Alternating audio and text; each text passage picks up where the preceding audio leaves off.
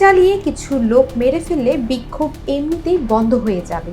গত বছর জুলাই আন্দোলন চলাকালীন সময়ে শেখ হাসিনাকে উদ্দেশ্য করে এমন পরামর্শ দেন তার নিরাপত্তা উপদেষ্টা অবসরপ্রাপ্ত মেজর জেনারেল তারেক সিদ্দিকী। পাশাপাশি তিনি সেনাবাহিনী নামিয়ে আন্দোলনকারীদের দমনের কথাও বলেন। সেই সময় ছাত্রদের উপর খুন হত্যার মতো নির্বিচারে জুলুম চালানোর পরামর্শ দেন শেখ হাসিনার গ্যাং অফ 4 নামক গ্যাংটি।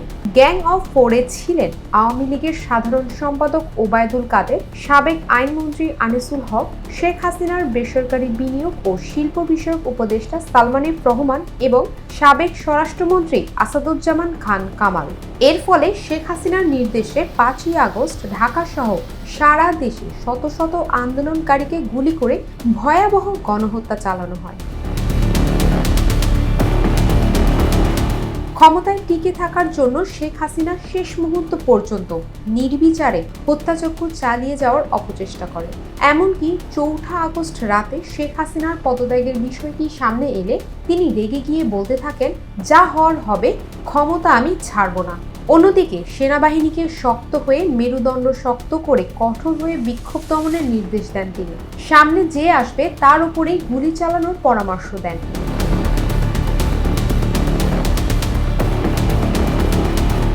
জাসদ সভাপতি হাসানুল হক ইনুর বিরুদ্ধে ফরমাল চার্জের রিপোর্টে এমন চাঞ্চল্যকর তথ্য উঠে এসেছে। জুলাই আন্দোলন দমনে ক্ষমতাচ্যুত প্রধানমন্ত্রীর সহযোগী, বল প্রয়োগে উস্কানি এবং কুষ্টিয়ায় আন্দোলন দমনে 6 জনকে হত্যার অভিযোগ সহ ইনুর বিরুদ্ধে 8টি অভিযোগ আনা হয়েছে।